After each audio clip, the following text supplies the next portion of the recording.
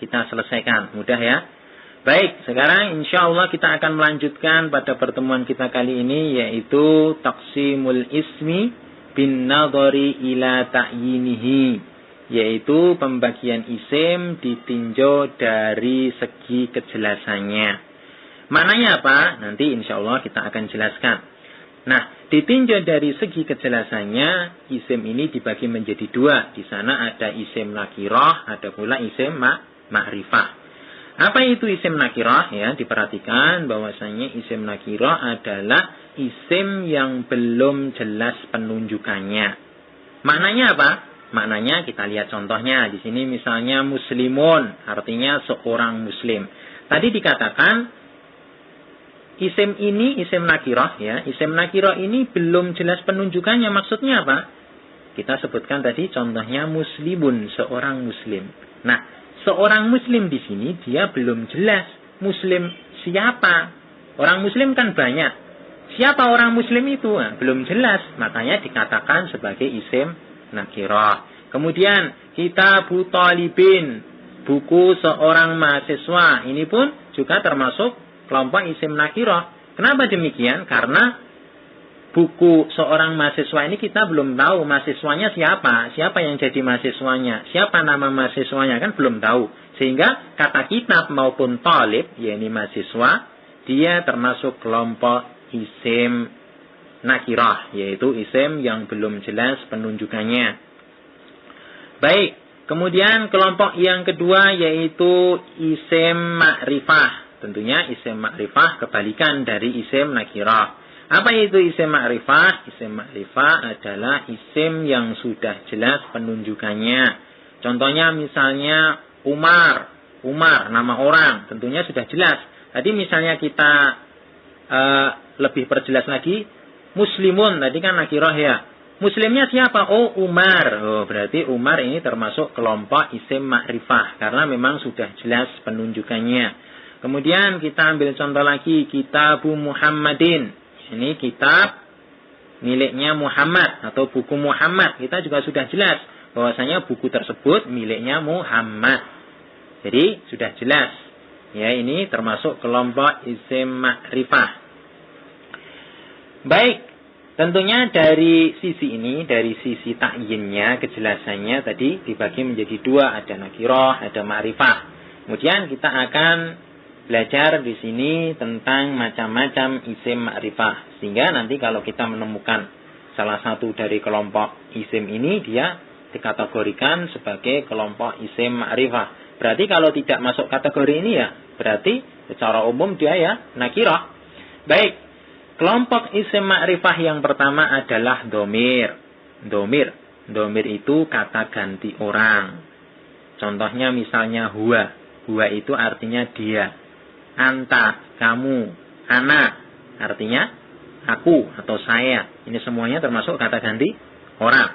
Domir. Ini dimasukkan ke dalam kelompok isim ma'rifah. Kemudian kelompok yang kedua adalah isim isyarah. Isim isyarah itu kata penunjuk. Contohnya hadza, ini.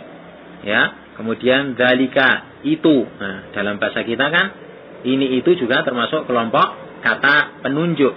Nah, kata penunjuk atau isim isyarah ini dikelompokkan ke dalam kelompok isim ma'rifah. Kemudian kelompok yang ketiga adalah isim mausul. Isim mausul itu kata sambung. Kata sambung. Contohnya misalnya alladzi. Alladzi itu artinya yang. Yang. Akan tetapi dia digunakan untuk bentuk tunggal ya. Yang. Untuk menyambung. Kemudian alladzina. Ini artinya juga yang pula ya. Tapi dia untuk bentuk yang jamak. Nanti insya Allah kita akan perluas pembahasan tentang ini. Baik. Kemudian kelompok yang keempat adalah alam. Alam itu nama orang. Jadi nama orang dia dikategorikan sebagai kelompok isim ma'rifah. Contohnya misalnya Umar. Umar nama orang ya. Muhammad. Kemudian siapa lagi? Khadijah. Nah ini semuanya termasuk nama orang. Sehingga dimasukkan ke dalam kelompok isim ma'rifah. Kemudian kelompok yang kelima adalah isim yang ada alif dan lamnya. Isim yang ada alif dan lam. Contohnya misalnya al-baitu. Artinya rumah itu. Jadi asalnya al-baitu dia adalah baitun. Nah, baitun ini kita artikan sebuah rumah. Kemudian rumah yang mana? Oh, untuk lebih memperjelas maka kita kasih alif lam. Al-baitu artinya apa? Rumah itu. Jadi alif lam di sini merupakan tanda dari kelompok isim ma'rifah. Ingat ya bahwasanya tanwin sama alif lam ini nggak pernah ketemu. Jadi dia nggak pernah klop untuk bisa ketemu. Ya, boleh pilih dia ditanwin atau pakai alif lam. Kalau pakai alif lam dia kelompok isim ma'rifah. Baik, kemudian contoh yang lain, al-misbahu artinya lampu atau lentera ya, lentera. Dia juga pakai alif lam. Berarti dia termasuk kelompok isim ma'rifah. Contoh yang lain, al-masjidu ya, masjid itu ya, dia juga pakai alif lam. Intinya apa? Isim-isim yang dia pakai alif lam dia dikategorikan sebagai isim ma'rifah. Kemudian yang terakhir dari kelompok isim ma'rifah adalah isim yang disandarkan pada isim ma'rifah yang lain. Kita kan pada awal kita telah membahas 5 kelompok ya, tadi telah kita sebutkan 5 kelompok dari isim ma'rifah. Di sana ada dhamir, isim isyarah, isim mausul, alam, isim yang ada alif lam. Nah, kelompok yang keenam ini, kalau ada suatu isim, dia disandarkan pada salah satu dari kelompok-kelompok isim ma'rifah tadi, maka isim ini ikut-ikutan jadi apa? Ma'rifah. Kita kan telah mengenal adanya susunan idhofah. Ya.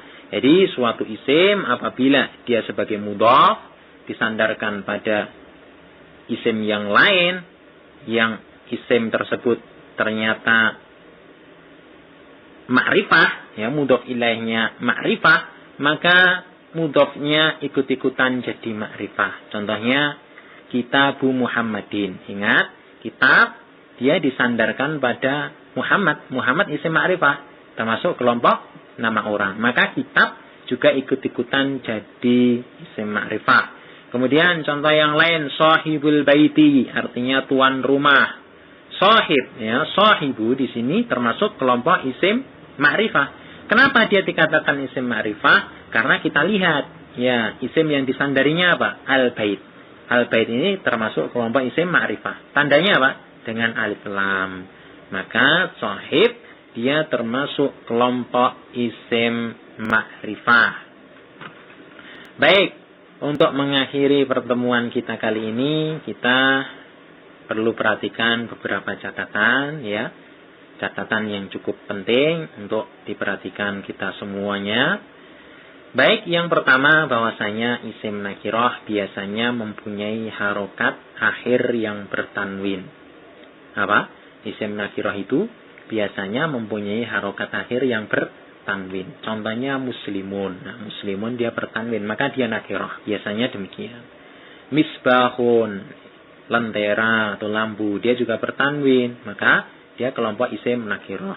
Tadi kita kan sudah belajar, kalau tanwinnya dihilangkan, diberi alif lam, maka dia berubah menjadi ma'rifah. Ingat, kalau tanwinnya dihilangkan, diberi alif lam, dia berubah menjadi ma'rifah. Sehingga apa? Biasanya isim nakirah itu dia mempunyai harokat akhir yang bertanwin. Kemudian yang kedua, catatan yang cukup penting pula, nama orang walaupun bertanwin tetap dikatakan sebagai isim ma'rifat dan bukan sebagai isim nakirah. Kenapa demikian? Ya karena memang alam atau nama orang memang sudah masuk kelompok isim ma'rifah. Contohnya Muhammadun. Oh, dia bertanwin, akan tetapi dia masuk kelompok isim ma'rifah karena kategori nama orang. Kemudian contoh yang lain Zaidun, dia juga bertanwin, akan tetapi dia termasuk kelompok nama orang, sehingga dia tetap kita katakan sebagai kelompok isim ma'rifah. Kemudian catatan yang terakhir adalah bahwasanya apabila suatu isim disandarkan pada isim nakirah, maka dia adalah isim nakirah.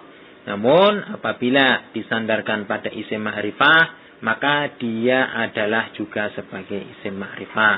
Contohnya misalnya Kitabu Talibin. Kita lihat di sini kitab dia disandarkan pada talib. Kita lihat talib dia bertanwin. Tadi dikatakan biasanya yang bertanwin itu apa? Nakirah. Maka karena kata kitab ini disandarkan pada talib, maka kitab dia juga sebagai isim nakirah. Namun kasusnya berbeda tatkala kitab ini disandarkan pada Muhammad.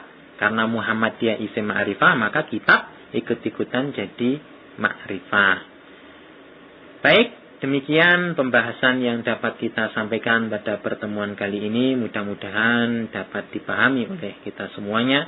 Dan senantiasa kita berdoa kepada Allah agar dimudahkan dalam mempelajari pelajaran bahasa Arab ini.